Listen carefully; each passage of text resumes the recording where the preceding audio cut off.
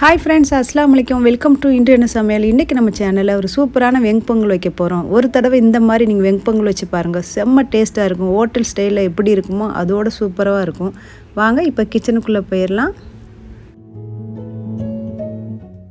இன்றைக்கி நான் ஒரு சின்ன கிளாஸில் தான் 2 அளவுக்கு பச்சரிசி எடுக்க போகிறேன். உங்கள் வீட்டில் எந்த கப்போ கிளாஸோ என்ன வச்சுருக்கீங்களோ அதுக்கு சரியாக இதே அளவுக்கு நீங்கள் மெஷர்மெண்ட் எடுத்துக்கோங்க, சரியாக இருக்கும். இப்போ 2 கப் அளவுக்கு பச்சரிசி எடுத்துக்கிறேன்.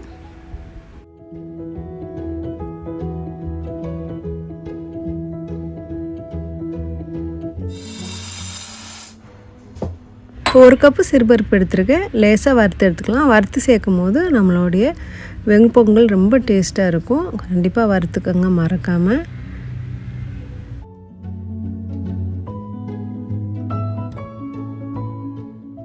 இப்போ பருப்பை இந்த அளவுக்கு நான் வறுத்து எடுத்துட்டேன்.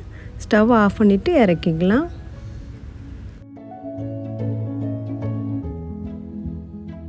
இப்போ வறுத்த சிறுபருப்பு வந்து 1 கிளாஸ் அதே மாதிரி எடுத்திருக்கேன். மொத்தம் 3 கிளாஸ் நம்ம எடுக்கணும். 2 கிளாஸ் அரிசிக்கு 1 கிளாஸ் பருப்பு இப்படி சேர்த்துட்டு இதை நல்லா கழுவி எடுத்துகிட்டு வந்துடுறேன்.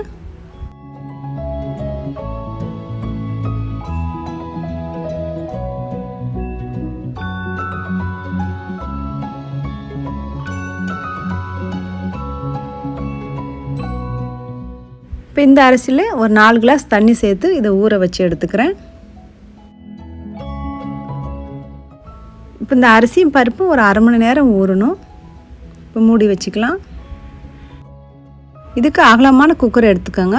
எடுத்துகிட்டு குக்கரில் வேக வைக்க போகிறேன். உங்களுக்கு பாத்திரத்தில் வேணால் வேக வைக்கலாம், ஆனால் கொஞ்சம் டைம் எடுக்கும் வேகிறதுக்கு. இப்போ பாருங்கள், இந்த அளவுக்கு நம்ம 1/2 hour ஊற வச்சதுனால நல்லா ஊறிச்சு பருப்பு, ஆனால் குயிக்காக ஆயிரும்.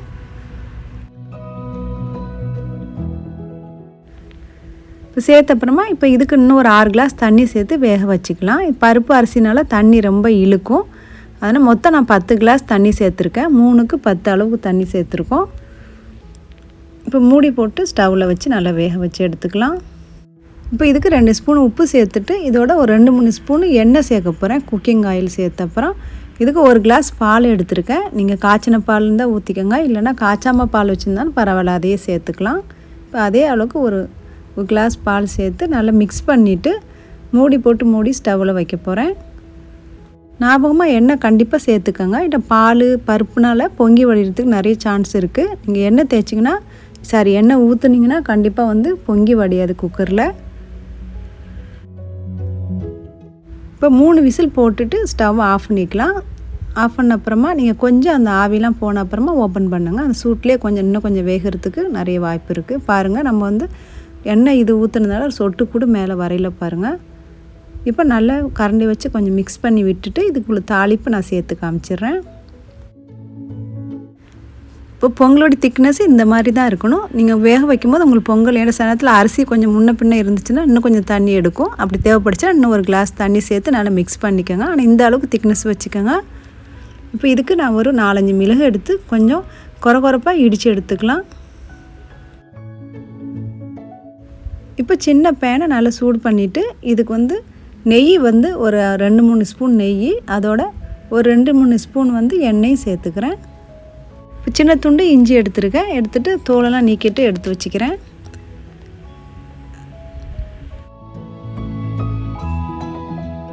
இப்போ நெய் நல்லா சூடாயிருச்சு. இப்போ 10 முந்திரி பருப்பு வந்து 2 கட் பண்ணி எடுத்து வச்சுருக்கேன்.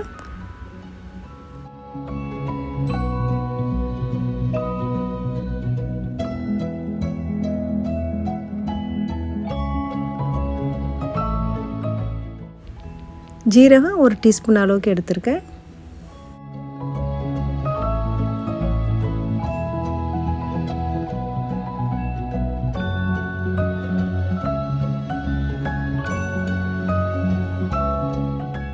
நாலு பச்சை மிளகாய் வந்து 2 கட் பண்ணி வச்சு கொஞ்சம் கருவேப்பிலை இதோட போட்டுக்கிறேன்.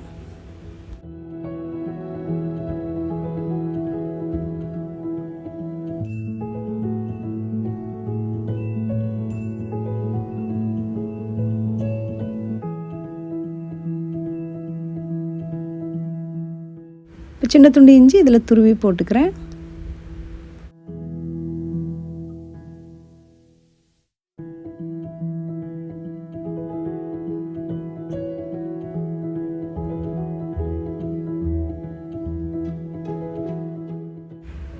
கடைசியாக வந்து நம்ம இடித்து வச்சுருந்த மிளகு அதில் சேர்த்து நல்லா மிக்ஸ் பண்ணிட்டு லைட்டாக பொரிய விடுங்க.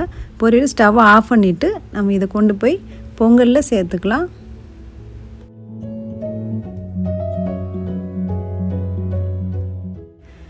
இப்போ ஊற்றின அப்புறமா அந்த பேனில் கொஞ்சம் தண்ணி சேர்த்து கழுவி அதில் ஊற்றுங்க.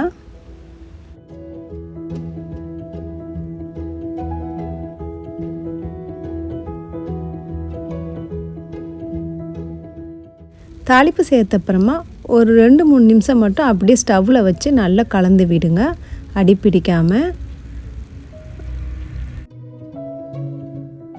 ரைஸ் பாருங்கள், ஒன்று கூட தெரியாமல் நல்ல குலைவாக வந்திருக்கு. இந்த மாதிரி தான் வரணும். ஊற்றின அப்புறமா அதுக்கு மேலே 2 ஸ்பூன் நெய் சேர்த்து நல்லா மிக்ஸ் பண்ணிவிட்டு அவ்வளோதான், சூப்பரான நம்ம பொங்கல் ரெடி பண்ணிட்டோம். கண்டிப்பாக ட்ரை பண்ணுங்கள் ஃப்ரெண்ட்ஸ், ரொம்ப டேஸ்ட்டாக இருந்துச்சு நாங்கள் செஞ்சு சாப்பிடும்போது. இது கூட நான் வந்து நிறைய வீடியோ போட்டிருக்கேன். கார சட்னி, சாம்பார், தேங்காய் சட்னி, புதினா சட்னி எல்லாத்துக்குமே வீடியோ லிங்க் வந்து நான் வந்து டிஸ்கிரிப்ஷனில் கொடுக்குறேன், செக் பண்ணி பாருங்கள். இது கூட சேர்ந்து செஞ்சு சாப்பிட்டு பாருங்கள், சூப்பராக இருக்கும். இப்போ பிளேட்டிங் பண்ணிக்கலாம்.